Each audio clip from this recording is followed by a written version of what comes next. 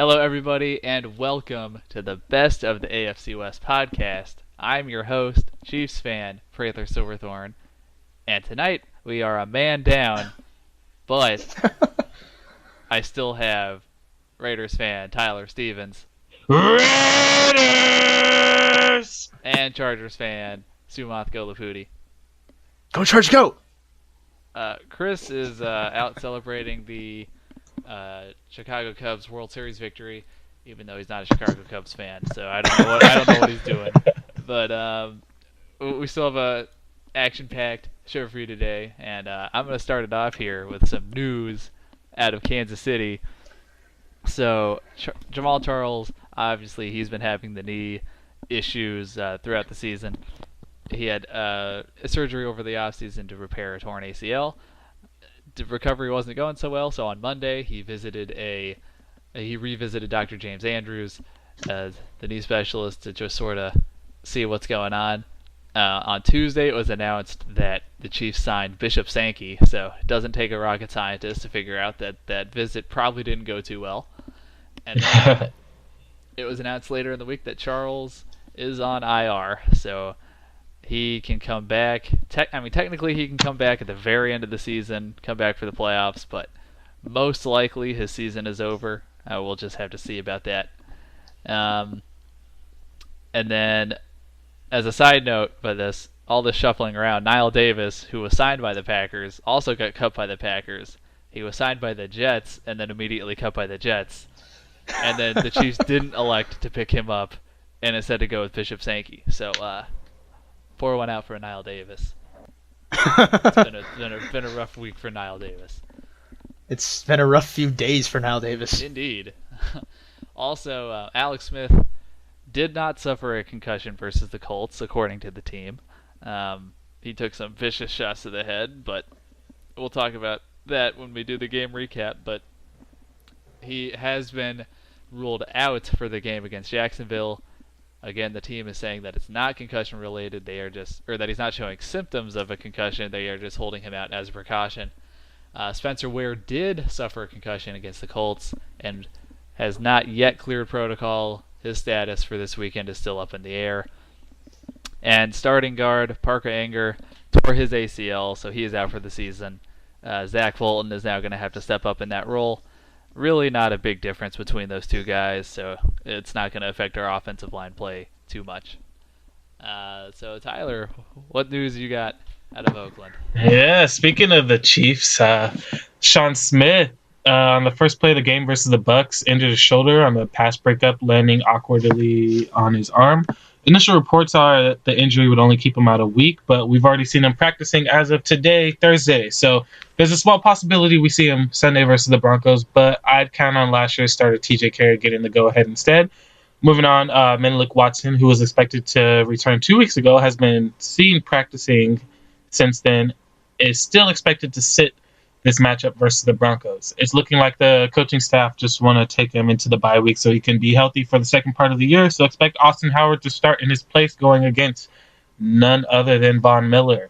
Finally, Mario Edwards Jr. has still not seen practice, so expect him not to return until after the Week 10 bye, which is looking to feature the return of Mario Edwards, Menelik Watson, Aldon Smith, and Sean Smith just in time for the final stretch of games. That's all. And Sumanth, what do you have coming out of San Diego? All right, so as per usual, some injury news, of course. Jatavis Brown, star linebacker, 5th-round pick from this recent draft. He got injured in the Denver game. He has a knee injury, and the team has said it was not season-ending, but he will likely be out for a few weeks, so that's pretty significant. So I'll talk about that matchup a little bit later, along with what he will be missing out on when we come against Tennessee. Hunter Henry also sustained a knee injury, but went back into the game against Denver. Status is unclear at the moment, although he did not practice on Thursday, which is today, I guess. And we also have some injuries at wide receiver. Teams banged up over there, so we added a wide receiver. We added a guy named Jeremy Butler. He was waived from the New York Jets, and he was signed to the active roster. Isaiah Burst was waived in a corresponding move, and Butler is a 6'2", 213-pound wide receiver, third-year pro. He had 31 catches for 363 yards in 2015 as a member of the Baltimore Ravens. And as I said earlier, Chargers Several Chargers were out of Thursday's practice, including Jatavis Brown and Hunter Henry. We also had cornerback Craig Mager and linebacker Denzel Perryman not practice on Thursday. 4 Chargers were limited on Thursday action as well, but are likely to see time in the Tennessee game. Wide receivers Travis Benjamin and Tyrell Williams, safety Jaleel Adai, and linebacker Jerry Atauchu. Quick new practice squad move.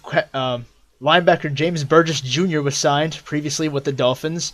Kevin Norwood, wide receiver formerly with the Carolina Panthers, was waived correspondingly.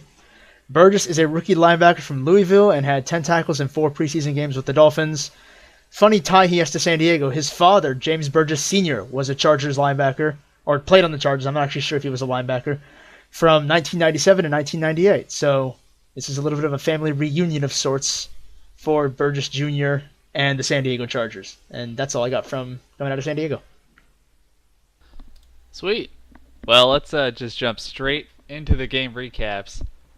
First game we're going to talk about was an exciting game as the Raiders defeat the Tampa Bay Buccaneers 30-24 in overtime. Tyler, how did you win committing so many penalties? All right. Well, exactly. Exciting is a weird word to use in this circumstance, especially because of the fact that the game was just stopped so much. Under any circumstances, like, don't get me wrong, 24 penalties, breaking the league record is unacceptable. But I want to comment on another part of the story. When you look at the difference in number of penalties called, we had 4 times the penalties called on us than they did. Now, the couple 12 men on the field penalties that were justified and the stupid mistakes by a rookie safety, but the illegal procedure when the refs wouldn't acknowledge Vidal Alexander reporting as an eligible receiver, or some of the suspect unnecessary roughness calls on both KJ and Amari Cooper, they would call them on Oakland, but Tampa Bay would do the same thing and never get called. This game should not have been anywhere near a resemblance of close. And at one point, Oakland was going to put the dagger, but the officials let the Bucks right back in it. And I know you're not supposed to call official bias. Nobody wants to, but I mean, screw the diplomatic bullshit. I'm calling it. It's officiating bias. They clearly had a target in this game, and it's upsetting just trying to watch some good football when the Zebras are just stopping play after play and every other play keeping the other team in it. It's terrible, honestly. To move on from that, the other disappointing side of this overtime thriller was Seabass. He kind of flopped. Now, something you can't really blame on the refs with this one. Through all the bullcrap, the offense was able to take 40 seconds and drive all the way down the field to end the game in regulation with the Sebastian Janikowski 50-yard field goal. And honestly, who better to attempt it than the leader in field goals 50 yards or more, right? Wrong. Well, he missed it wide left, something familiar to football fans everywhere. But it's excusable. I mean, like, he's made so many long field goals. He'd never really attempted one in this game. It was windy. So, you kind of give him the mulligan, let him go over again. Next, in overtime, they drive down and settle for a 52-yarder. Would have been closer, but another suspect penalty drove them back. But we won't talk about that one. And he misses again. And honestly, it's his job to make these game winners, especially from a strikeable distance from one of the biggest legs in the game. He just misdirectioned it. It wasn't anything like the hold was bad, snap, anything, the timing was off. No, he just kicked it wrong, honestly. So he nearly forced us into a tie. So honestly, Jano, he's on the shit list after this game. It was a win, though, so on to the positives. Derek Carr, I don't really have to say much about Carr. You guys pretty much heard it everywhere this week. He had a hell of a game, 513 yards against the Bucks. It was a historic one as well. And Prather chose to start Jameis Winston over him. So I'll just let that one I still sit won in. the week. The decision turned out to be irrelevant. Can you imagine how like definitive you would have won the week if you would have just started? I'm right in the thick of the playoff bubble, so the points as the tiebreaker would have come in handy. But yeah. Well, whatever. He's still starting. He's still starting. I'm a slow learner, so I'm starting Jameis Winston again this week. We'll see how that heats up. Speaking of heating up, Mac was one of the many bright spots against the Bucks. I'm sorry, they're just one Buck. There was only one player actually playing good for them that week. He's been playing out of his mind all year, and he's finally starting to show up on the stat sheet. He's really heating up the right time, especially playing the Broncos coming home Sunday night. He had 2 sacks and a forced fumble, 6 tackles, a bunch of quarterback hits, but this is really due to the defense as a whole playing better. They had more penalty yards, 200, than Jameis Winston had passing yards, 180. Literally, the only reason the Bucs were able to score was drive-extending penalties. Another player, Coop, with his career day on the other side of the ball. Amari Cooper had an amazing day. He caught the ball everywhere, behind the line, getting upfield, towards the sideline, over the middle, deep beating cover 2. He did drop a big one at the end of regulation. With the 12 he caught for 173, you kind of take that one drop as an anomaly. And finally, another weird storyline this year is this team is doing a great job of beating the young quarterbacks that people had above Carr this offseason. So far, Mariota, Bortles, and Winston have looked pretty pedestrian against the Raiders, furthering the truth that Carr is the best young quarterback in the game. And I want to see how he does against Andrew Luck coming up on the schedule. But that's getting a little ahead. Overall, pretty decent game. Hopefully the officiating kind of tails back coming on later into the season, and the Raiders kind of clean up some of the dumb mistakes they made. All right. Raiders fans complaining about officiating. You heard it here first. What a shock. I think the record we broke with 24 was actually our record as well. So. I'm sure it was. It had to have been. Had to have been. All right, well, anyway, next game. As the Chiefs avenge the horrible, horrible 2013 playoff loss against the Colts, as they go on the road and beat them 30-14. Basically, Alex Smith got knocked out of the game pretty early, as backup Nick Foles came into the game, and he played very well. He went 16 of 22 for 223 yards, 2 touchdowns, and no interceptions. He looked really good in the pocket. His deep ball looked pretty good. He found Tyreek Hill on a couple nice long passes, so Tyreek Hill continues to get worked into this offense. It's just one more dimension that we haven't had in a long time. A nice, speedy, deep threat to stretch the field. But really, I was most impressed by our defense this game. After our bye week, we've gone against 3 very high-powered offenses in Oakland, New Orleans, and now Indianapolis, and we've really limited all 3 of them. The Indianapolis Colts ended up with under 300 yards of total offense. D Ford, he continues to look better and better as the year goes on. He had 3.5 sacks this weekend with an additional 5 hurries. He's adding more moves to his arsenal. He's no longer just a great first step and literally nothing else. That's what he entered the league with. He's finally learning from Tamba Hali and Justin Houston how to be a more complete player, and it's showing off on game day. And Daniel Sorensen, he continues to play very well in the linebacker/safety hybrid role. He graded very high in terms of PFF grades once again.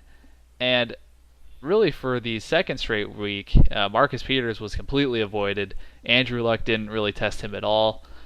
Phillip Gaines recorded his first career interception after outmuscling Dante Moncrief, who is the Colts' physical receiver that they have.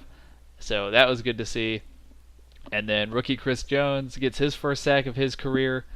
Now, I know the Indianapolis Colts have a very terrible offensive line, but we ended up the game with 6 sacks, which is very encouraging, especially considering that we were last in the NFL coming into the game, having only 8 sacks through 6 games. So the defense starting to pick up some momentum. Justin Houston has started practicing again, so we might get him back soon, and things just keep looking better and better for the defensive side of the ball. And really the only negative I have about the game is we could not get anything going on the ground. Even before Spencer Ware went out of the game, he really wasn't effective.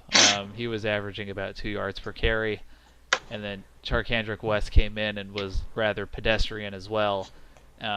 Against a Colts team that has struggled against the run, that was a little concerning to see. But Alex Smith when he was in, and then Nick Foles after Smith went down, we got enough done through the passing game to where we were really never in danger of losing this game. So After battling through so many injuries, it was good to see a nice complete team win. It's just a testament to the roster that John Dorsey and Andy Reid have built, because I have no doubt in my mind that in 2013 we would have lost this game, just losing so many pieces. We have much more depth now, and we're a much better team. That's about all I have. Really not much to talk about. Pretty dominating win for us. Seemed like a pretty boring game, honestly. Yeah, that's Chiefs football. We it's not flashy, but we get the job done.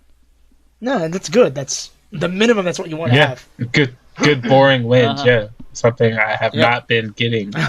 We were never, as I said, we were never in danger of losing this game. So it was fun for a Chiefs fan to watch. But if you were a neutral fan, it probably wasn't the most interesting game for you. So I understand that completely. Well, let's get into a game that wasn't so boring. As the Chargers lose to the Broncos 19-27, and Chris isn't even here to rub it in. So, Sumanth, what went wrong? Oh man, a lot went wrong actually, and the fact that we even kept it to 8 points is actually, in a way, kind of impressive. The team just made far too many mistakes, particularly in the offensive side of the ball. I mean, the 3 turnovers that we had pretty much killed a lot of our drives. We had 3 interceptions. A couple of them I think were tip passes as well. And on terms of offense, like, a lot of penalties were being made. Let's go the opposite of the Oakland Raiders here. The Raiders are one of the most penalized teams in the NFL, especially after this past week. The Chargers came into this week as one of the least penalized teams in the league. And penalties just killed us. Sorry, I'm getting over a cold. But in particular, right tackle Joe Barksdale had a very, very uncharacteristically bad day. He was called for penalty after penalty, lining up in the wrong spot, or doing something, or even like the smallest of motions causing a false start, or some ridiculous stuff, and it really hurt his performance. And he did not have a great day there. And really, that's the biggest thing I can notice on offense. I guess I can go later on to that. But my next note was that on defense, we were applying pressure onto Trevor Siemian and the Denver offense, but we weren't fast enough to compensate for the disarray that's happening in our backfield, more or less. And on the other side of the ball, our offensive line in general, not just Barksdale, but the whole line, had a lot of trouble protecting Phillip Rivers. The pass offense, as a result, was terribly inconsistent, which forced an over-reliance on the run, though, it did kind of work for the most part, and I'll get into that a little bit later. Josh Lambo, and this is a new special teams wrinkle. Like, we've had terrible special teams all season long. This time it's Josh Lambo, who has not messed up yet. He missed a field goal and had a blocked extra point, so that's 4 points off the board for us. The offense did absolutely terribly on third down conversions. There was a stretch in the game where I think they just hadn't converted like maybe 9 or 10 straight, somewhat similar to, I think the Kansas City game had something like this, right, Prather? Where we just didn't convert third downs? Or was it the Oakland game? It was one of these games. I know against us you didn't do anything in the second half. Well, yes, but I'm not sure if it was a third down problem in our game. It might have been. There was one other game where we couldn't do anything on third down. And if we're going to go complain about the play calling, because everyone's going to go complain about it, I don't know what the idea of not handing it to Melvin Gordon near the goal line was near the end of the game. We just threw 4 passes and none of them were completed. So I don't know what the thought was there, but they'll never see it coming. Melvin Gordon has 10 touchdowns. They're going to expect him to get the ball. It's like the whole, like... Even though they haven't been able to stop him all game. They're still going to be able to expect it. Yeah, that's true. Got to be sneaky. But it's also just like, yeah, it's the whole Marshawn Lynch thing in the Super Bowl. It's just like they'll never expect Well, even the Marshawn Lynch thing, it was a smart play, but poorly executed. Yeah, I agree with that. It was them just outthinking themselves. It was just kind of stupid. Probably, yeah. I can agree with that. And, that's most of my negatives for this game. I don't really feel like going into it too much farther because it makes me sad. I did predict well before the season started. I wrote an off-season write-up review for the Chargers on Reddit, and I did predict the Broncos and the Chargers to split. I predicted us to split with everybody in the division, and that's still extremely possible considering that we've played the Broncos twice and split them, and we can still technically beat Oakland and Kansas City later in the season, assuming we win those games, and those are splits as well, so yeah, just a side note there. So this isn't terribly unexpected. Positives. Instead of, Josh Lambo having a nice game and Kaiser doing terribly, the exact opposite happened. Lambo had a bad day kicking and Kaiser had a great day punting. I don't have the numbers on me right now, but he was blasting punts all over the place. I mean, Riley Dixon had a better game, but in terms of yardage, but Kaiser was knocking them out of the park. And now we can go back to Melvin Gordon in the run game. I mean, he had a very nice yards per carry and had well over 100 yards rushing. I think he was hitting around 4.7 yards a carry, which is extremely unusual for him, and that's a good thing because it's very high. Yeah, I can't make fun of him this week. So. No, you cannot. Actually, in terms of the Chiefs, he is the first running back to go over 100 yards against the Denver Broncos since Jamal Charles back in Week 2 of 2015. He is the first running back to do so since Jamal Charles. Our defense very nicely forced 2 turnovers. Again, 2 fumbles. Melvin Ingram on a strip sack. And I can't even explain this one. I think Corey Toomer punched the ball out of Devontae Booker's hands near the goal line. And if you have to watch the play to see that, I just don't know what Corey Toomer even did to get that ball out of there. But he got it out, so no complaints. He forced a tumor, as I like to call Boo. It. So, jeez, Tyler, please don't be a comedian when you grow up. Please don't be a comedian. All right, well, off of that scarring moment, defense, the defense forced 2 turnovers. Overall, they had lapses too. I mean, one of the first passes of the game was a quick pass by Denver, where I don't remember this receiver's name. It was the one slot receiver they had who basically caught Brandon Flowers, out of position while they were in motion and, caught a big 35-yard pass early in the game. So that was actually really, I don't know if it was smart, but it was definitely a good play.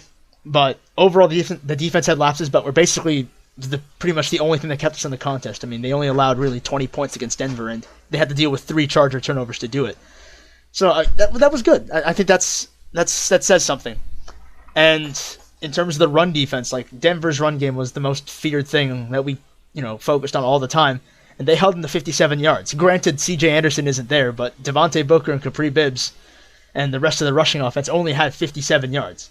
That's really low for Denver, so I'm perfectly fine with that. Travis Benjamin had a fantastic touchdown grab, and let's just watch the video of that if you haven't seen it. Please do it, it's amazing. And Gates had a touchdown earlier today, and he now is approaching, just getting ever so closer to Tony Gonzalez's all-time mark. Ever so closer. He's not ever so closer. He might not. I really don't think he's going to. As an even-keel Charger fan, I really don't think Gates is going to do it. This has to be his last year, right? It might be. I mean, I think it's a legitimate possibility. But if he gets closer, I mean, I can't argue with that. If he can go out and score 8 touchdowns or whatever that he needs to break it, I don't think it's 8, but he has to get something like that for the rest of the season. I'm perfectly fine with him busting it, but I don't think he's going to do it at least this year. But it's nice that he scored one. And that's what I've got for the Denver game. Awesome. Well, since Chris isn't here to gloat, we're just going to move right on into our previews for this upcoming week. So, first game, Jags at Chiefs. It's a Sunday early game. And I can't possibly see how we could lose this game.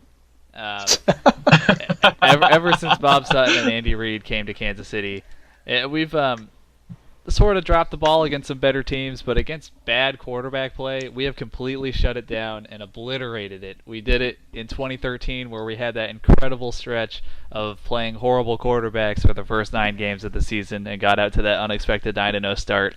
And then, of course, everybody saw what we did to Peyton Manning and Brian Hoyer in the playoffs last year, and then we did it again against Ryan Fitzpatrick this season. And I don't see how Blake Bortles is going to fare much better. And my bold prediction for this game is that we see Chad Henne sometime in the second half. I think Blake Bortles, this is going to be the tipping point, and he gets benched because he really needs to figure it out. He's not playing good, and honestly, I think him getting benched for a couple games would be the best thing for him. And with his long, goofy delivery, our opportunistic secondary is going to have plenty of time to get to where the ball is going. The only way Marcus Peters finishes this game without an interception is if Blake Bortles targets him 0 times. So I just can't see the Jaguars having success moving the ball against our defense. Their defense is, their starting 11 actually isn't too bad, but we're going to have such a time of possession advantage that eventually, no matter how Foles does, their defense is just going to eventually wear down and break down, and we'll find a way to win. So my prediction here, there's not going to be any garbage man action since he'll be benched. So Chiefs are going to be win 24-7. Okay. Very, very likely. Yeah. One problem: I don't trust Nick Foles at all. I'm not I fully trust on him board. as far as I'm I not can fully throw. on board either, but I just can't see the Jags doing anything. Some people are all on the big dick Nick hype train, but honestly, I don't really see him doing anything. I see Spencer Ware. No, he's out. I see Charkandrick West maybe Spencer getting Ware into gear. might play. If he clears if I he feel clears like protocol, he'll be in. I feel like it'd be pretty dumb to play him against the Jags when you could just give him another week's rest, honestly. But Charkandrick West, he probably has a big game. Their run defense, though, it has been pretty good up to this point in the year. It didn't really look too good the past 2 weeks. And the Chiefs have a really good running offense. But I think the Jags may actually keep this one close. I don't think Bortles really puts it in the air too much. It's going to be West versus TJ Yeldon the entire game.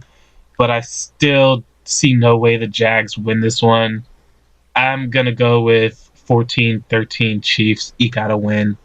Whoa. You think the Jags can actually run the ball?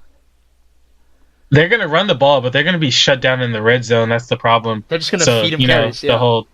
Yeah, exactly. The bunch of field goals, maybe one touchdown, and then the Chiefs just basically play conservative and get the 2 touchdowns to win the game. Don't even really sweat it, honestly. I could see that. I could see us only scoring 14. All right, and in terms of what I'm thinking, I mean, I'm closer to Prather. I'm actually probably in between you guys in terms of how competitive I think this game is going to be. I don't know how Jacksonville is going to go doing this offensively because, I mean, and let's note something for all the fans who haven't heard this yet. They fired Greg Olsen after the Tennessee game last week. They fired the Panthers Scapegoat. He was a scapegoat. He was a scapegoat. I mean, whatever happens to it, I mean, he's not in Jacksonville anymore as a coach. And they brought in Nathaniel Hackett, their former previously the quarterback's coach, to be the offensive coordinator. And he was previously with the Buffalo Bills, and a lot of Bills fans don't think very highly of Nathaniel Hackett. So, well, I mean, think about it. He literally ruined Bortles. It's not the offensive coordinator's job. It's the quarterback coach's job to fix the fundamentals and stuff like that. And then they fire the freaking offensive coordinator and promote the quarterback coach who was responsible. I mean, I'm not trying to justify any move any which way. I'm just more or less just stating what it is. Don't shoot the messenger, all right? But, I mean, and Greg Olsen's play calling in general has been suspect, if, I can go through this one, has been a little bit suspect over the season. But at that point, you just have to wonder, like, is it going to be sort of like the whole Groman to Anthony Lynn transition in Buffalo? Is it going to be better? Is it going to be worse? And I'm betting it's going to be worse, just off of the performance that we've seen from Bortles so far this season. And I don't see, the type of. I don't think the Jaguars are going to keep the ball on the ground all the damn time. I think they're going to throw it a little bit as well. I think they will have to test the field a little bit to open up the running game a little bit, because if they don't, then they have no chance of winning the game. If they do, they have no chance either. Yeah, well, just pick whichever one might give you a chance.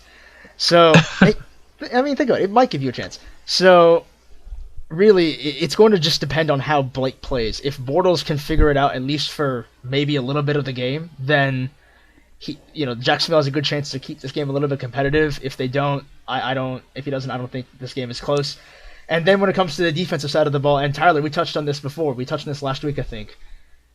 They are extremely undisciplined. They have a great defense in terms of, or not a great defense, but a good defense in terms of their personnel. But they are very, very undisciplined. They had tons of penalties against you guys. I think Malik Jackson and Jalen Ramsey started to be intelligent people and do stupid things. And Jared Odrick pretty much got himself ejected from our game as well against San Diego. So I don't like that. If they can't be, if they can't even keep themselves in check during the game because they're coming from behind quite a bit. If they can't keep their emotions in check and they can't play football with a level head, as odd as that sounds, but if they can't do that with a bit of a level head, then they're not going to win this game. They're going to start giving yards and stuff to the Chiefs. They're going to start giving away points. You can't do that. So I don't. Unless you're the Raiders. Yeah, I mean, yeah. But since they're playing the Chiefs, who is a team that doesn't make mistakes, unlike the Raiders, they're a boring team, but they don't make mistakes. I think unless this defense decides to go figure it out, and they can, but they just haven't shown it yet, and Blake Bortles starts to play well, then they could have a shot at giving the Chiefs a hard time with Nick Foles at quarterback. But until they prove that to me, I don't know. So at least for my prediction of the game, I'm going to say that they do a little bit in between that because who knows what the heck. Something might happen, and I'm going to go and say it's a 24-14 Chiefs victory. When Blake Bortles throws the ball, it looks like he's trying to throw a butterball turkey. So. Oh no, I agree with the throwing motion. It's dumb. It looks so strange. It's Tebow-esque. If I could throw that out there. Honestly, Tebow I think had better form. He just had a terrible ball. I mean, Tebow's windup took 8 years to. Bortles honestly takes maybe double. Oh, I don't sit there analyzing Blake Bortles, but yeah, I mean, it's literally the walk like the Egyptian type. Geez. It's weird. Yeah, I mean, he came out of Central Florida as a pretty raw prospect too. He was, at least that's how I. But he beat Penn State. He beat Penn State. That's what got him up there. Well, that doesn't say much. That's the thing. At least at that time, it didn't. It says a lot to the Jags, I guess. He wasn't the guy I was expecting them to take, but whatever. They did it. So. Thank you for it. Well, enough about Blake Bortles because he's the quarterback we've talked about the most, and he's not even in the AFC West. So let's talk about. It's fun though. It is fun making fun of players, but let's talk about the Titans and the Chargers Sunday night game. And I haven't watched a lot of Titans football this year, but it seems like they're starting to figure it out. So yeah, are you worried? Yeah, I'm a little worried. Yeah, I can definitely see areas where Tennessee can give us some problems. So I mean, if nothing else, I hope the Chargers are motivated now. They're 3-5. They lost basically 3 or 4 games, I think, due to idiotic mistakes left and right. I don't know what else to say about that. We should be somewhere closer to that, but coulda, shoulda, woulda. So I hope they're motivated at this point. So now before our bye, we've got 2 games at home. That starts with the Titans. Next week is Miami. Tennessee's running game has been the emphasis of their offense. I mean, Malarkey has preached the smash mouth offense, the exotic smash mouth, and it's been working. Terrible name. It is a bad name, but it is working. They are 3rd in the NFL in rushing at 152 yards a game. That is a very hefty chunk of yards that they're getting on the ground. DeMarco Murray and Derrick Henry, their 2 workhorse backs, have split carries unevenly, of course. DeMarco has gotten way more. But both of them have well over 4 yards a carry. DeMarco in particular is at 4.7. The offensive line for Tennessee is considered to be one of the league's best, which is something I didn't think I was going to say this year, but there we are. And, no, really. And it's been bookended very strongly, I think, by their tackles. Taylor Lewan and rookie Jack Conklin are probably the best tackle, or one of the best tackle tandems, I think, in the league right now. So the trenches, once again, will be paramount here. We have a strong run defense as well. We have the 6th best run defense in the NFL, 86 yards per game. And we're coming off a performance where we held Denver to 57 yards. So that's the biggest thing, because Tennessee's passing offense, they don't use it a whole lot. I expected Tajai Sharp to go crazy, and he hasn't done a whole lot this year in terms of the stat sheet. Delaney Walker is still their leading tight end, their leading receiver when it comes to the tight end position, and I'll go in a little bit into that matchup and how it might actually be good for them to use Delaney Walker in this particular game. But right now, the run offense for them is the big thing, and if we can shut that down, then we're going to have a massive time of possession advantage, I think, in my opinion. the individual matchup to watch for this game is Jack Conklin versus Joey Bosa, the battle between two top 10 draft picks this year. Jack Conklin, the former Michigan State walk-on, is the highest graded right tackle in the league according to Pro Football Focus. Not just rookies, out of everybody. He is the best right tackle in the league according to them. And Joey Bosa, who I forgot to say in the news, got the NFL Defensive Rookie of the Month award, I think today-ish, is ripping O-lines apart at the professional level right now. We've already, gone on great lengths about his stats, getting more pressures than anyone, I think, as a rookie ever in the first few games. He had 4 sacks in 3 games, which is the most anyone has done since Elvis Dumervil in 2006 as a rookie. And honestly, I don't think I have to go too much else into this battle. It's going to be fun. Watching Jack Conklin and Joey Bosa might be the best litmus test for both those players to see where they really are in the NFL and how good they can be against other pro level competition, because these guys are rookies. What happens when you play 10-year veterans like, say, Donald Penn and later down the line? And what happens when Conklin goes against a guy like, J.J. Watt or some other great defensive end? So that's a big matchup to watch, I think, for this game. It's a great litmus test for both of them.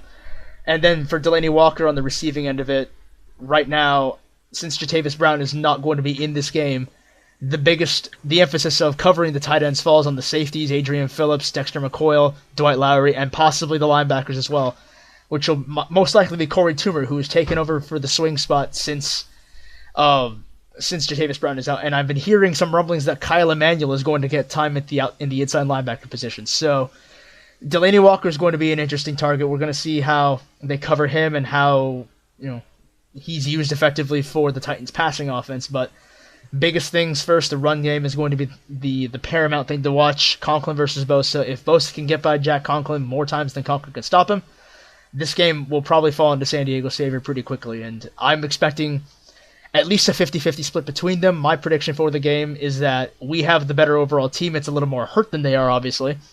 But I think that Tennessee is not as strong an opponent as, say, Denver or what have you, and I'm expecting us to win this game. I'm expecting about a 24-17 Chargers victory. Yeah, that sounds about right. San Diego should be able to take care of business. The Tennessee is a team that's on the rise, but I think they're just not quite there yet. I thought going into the season that they would easily be one of the worst teams in football, but I don't think that's true. So I actually have to give Mike Mularkey some credit, which is something I didn't think I would be saying earlier in the season. But I do think San Diego wins this game. I'll go a little bit lower scoring. I'll go 17-10. Okay. Well, you talked about that matchup between Conklin and Bosa, and I'm going to kind of go out with a theory here that matchup is going to mean diddly squat. Really? Yeah, because the Titans are going to line up and they're going to come into San Diego and they're going to run at the freaking Chargers. The Chargers are missing their middle linebacker. They're hurt all over, and I think the Titans just kind of want to come in there and do something that they know will be successful and control the clock. Mm-hmm. And because of that, I think they actually are able to run on this Chargers defense, and I feel like they pull off the upset here. Okay. It's not going to be a high-scoring affair. It probably won't even be a fun one to watch, but I think it'll be probably 17-10 Titans. Well, here's my take on that. I mean, the Tennessee also, the biggest thing that they have going for them is that they use a lot of deceptive plays. They call things and line up in different formations, and then they run something else that's completely contrary to the formation that they're running. And that's, yes. I think that's a pretty big credit to Mike Mularkey, actually. I mean, I know that we like to, not give him a whole lot of credit because he wasn't a big coaching hire and didn't do that great a job in Jacksonville when he was there for a brief time as head coach. And to me, I gave him a little bit of the benefit of the doubt. I thought that he was given a pretty bad hand in Jacksonville, but it's a good job what he's been doing over Tennessee. They're 4-4. Granted, it's a weak division, but they're 4-4, and they have a decent shot to at least do pretty well this year. I mean, they could go 8 or 9 wins, and I think I can see that happening for them.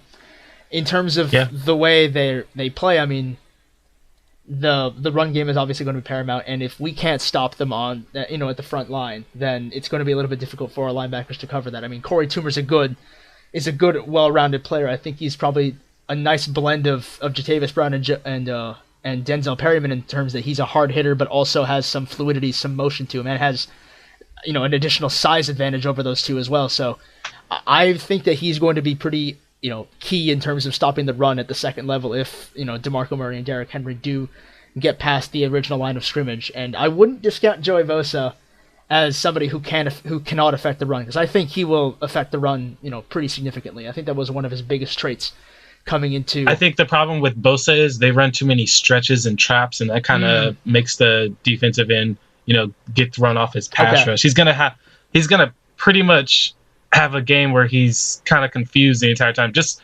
rookie jitters wise, he's going to be great at rushing the passer, but we haven't really seen him attack the run as much, just because the teams that they face have been really pass heavy, especially when they faced Denver the second time around. Right.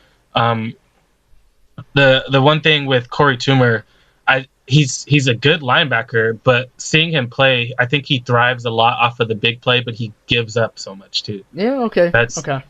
He gets kind of thrown off. He's good at breaking blocks, but really finding alleys to attack is not really his greatest strength. He kind of finds his way to the play, honestly, and I think that'll bite him in the butt when you're running at him constantly. Okay. So he's going to have some big plays, but he's also going to give up some boo-boos, and that's the only thing. The boo-boos with the running game, that's what really hurts you. You have those long gashing runs, especially by DeMarco Murray. Yeah. That kills the defense, honestly. I can see that. I mean, I think the only other counter I have to that, and I agree with you, the only counter I have to that is that, I mean, he just got here a couple of weeks ago. So very true. So he's still probably learning our playbook and everything else. So yeah, I mean, he can give up some boo-boos. I think that's likely. He hasn't been perfect in pass coverage. I know that much. So yeah, it'll be an interesting game. I think it might not be the most fun or exciting game to watch, unlike say San Diego, Atlanta, but it'll definitely be an interesting game to watch, I think, moving on towards the season. It's big for San Diego. It's big for Tennessee. So, I mean, I'm actually very curious about this one. I'll see what happens. If the Chargers lose this one, do you think that's the dagger? For the playoffs, yeah, probably. What about for the coach? Ooh, this is going to depend, I think, on the rest of the season. I don't think I can make a great evaluation for Mike McCoy in terms of the overall stuff for the season until maybe after the bye at the very earliest, but if he does not win this game, and I'll have to see how we don't win the game, then we're gonna have to start seeing what's out there for coaching jobs in terms of who's a great candidate. And there's obviously some names that float around. So yeah, that's something I think we could talk about, assuming the Chargers lose to Tennessee this coming Sunday. Yeah, not likely, but if it happens, right. Tom Coughlin to the Chargers. You heard it here. Oh first. God. Oh. So we're gonna have you. Bullshit right there. Idea. North Turner, he's available. Please no. We've dealt with that already. Come on, that's 6 years of my life I can't get back. All right. Anyway, Broncos at Raiders as the Raiders make their return to Sunday Night Football. Tyler, you have the floor since Chris isn't here. So. Yeah, I kind of get to attack all sides of this matchup. So let's start with some matchups. So watching this game, Cooper versus Chris Harris Jr. I believe the Broncos will probably match up Chris Harris against Amari, because if Talib is a go, a bad back doesn't really make a good matchup with the speedy and footwork heavy Cooper. Harris is a great corner. Cooper is an elite receiver, Mr. TJ Ward. So whoever gets the better of this matchup will probably decide the game.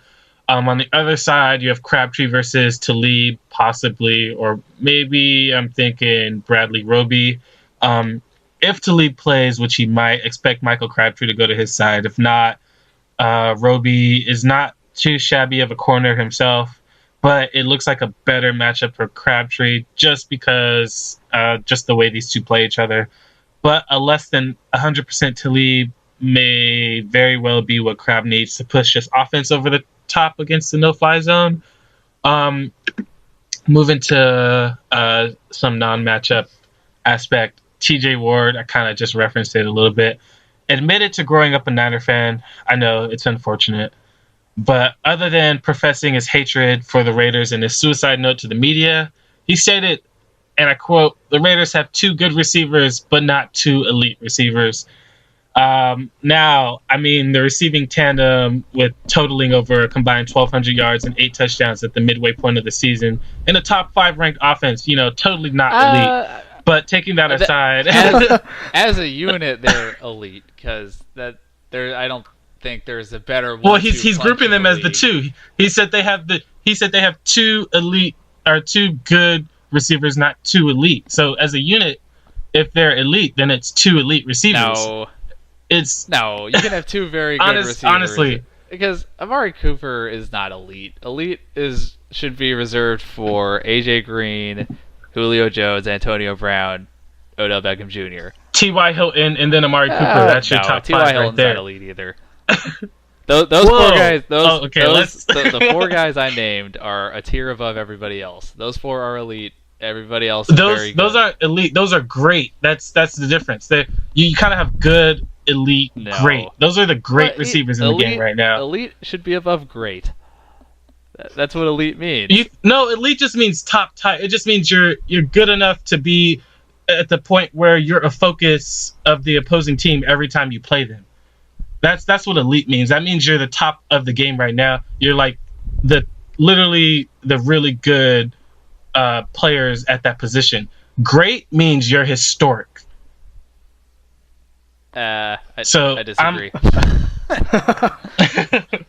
Well, anyway, TJ Ward of all people should not be one to talk about this. But just taking that aside, he just put a target on his back going against a divisional rival in their home. Not really the smartest move to do. So we'll see how that plays out on Sunday. What happens to TJ Ward if he gets taken to the burn ward. Now on to the more keys to success for the Raiders, because I'm not going to talk about what it takes for the Broncos to win. They first must take a ride on the Tay train. You guys may not know what that means. That means Latavius Murray must get going against the Broncos. It seems to be their only weakness is stopping the run. I mean, Melvin Gordon dropped 100 on them and could have won the game for San Diego if they weren't so stupid.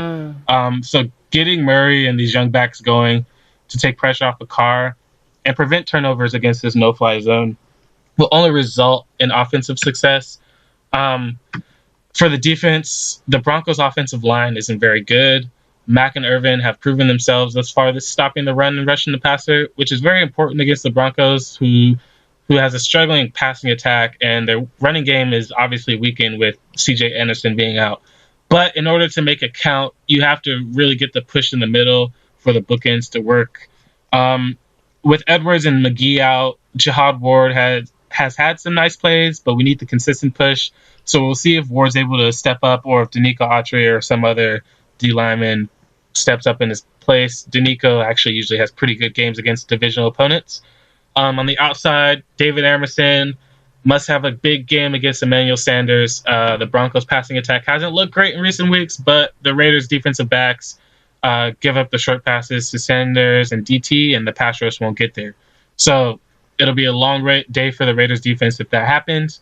And now in recent weeks, they've actually been able to stop the short passes with their zone blitzes to knock the offense off balance, but we definitely need to see more this Sunday. Same goes for the other side. If Sean Smith plays, I think he matches up with Demaryius Thomas.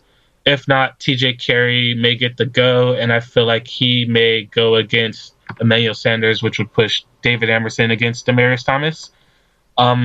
Two bright spots for the Raiders in the defensive backfield, DJ Hayden and Carl Joseph. These are like the smallest players on our defense, but they've absolutely laid the wood with the biggest hits and the biggest plays for our defense.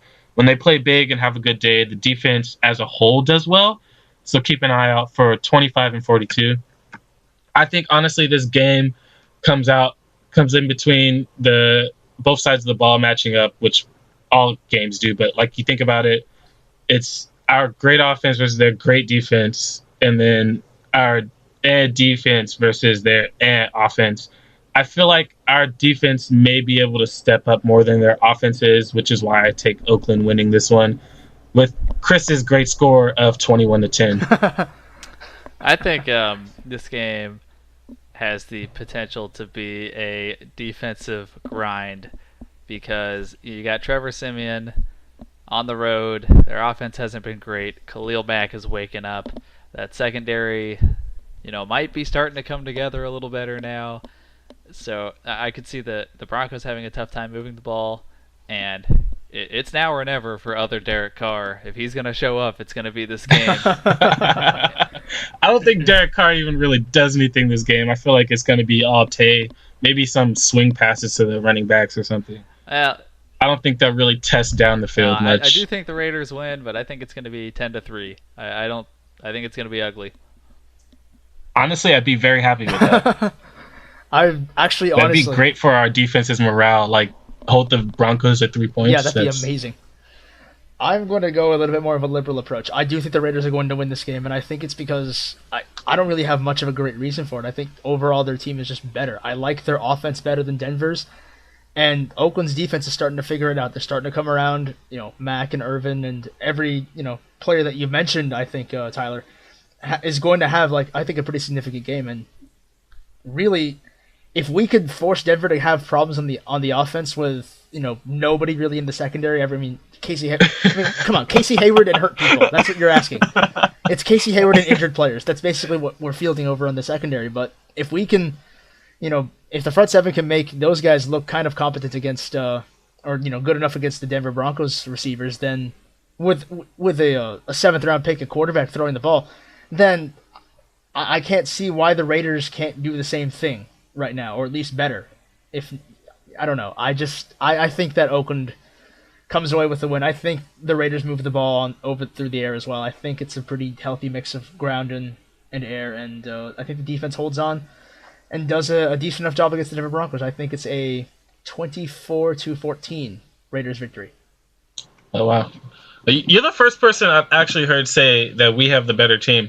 One thing scary to watch out for, both of these teams do really well in prime time. So yeah. That's another thing. This is probably going to be one of the best games of the week. Could be. But honestly, every time everybody says that, they end up being the most boring games of the week. So we'll see how it plays out. No, I like the Raiders, though. I like in terms of the way they play. I can't say I like them as a team, but they for obvious reasons. But yeah, I think they're probably on the way to becoming the best team in the AFC West right now. Denver still has that title, but they can give Denver fits. I think they can give Denver a lot of problems, and I can see Oakland coming away with a win here.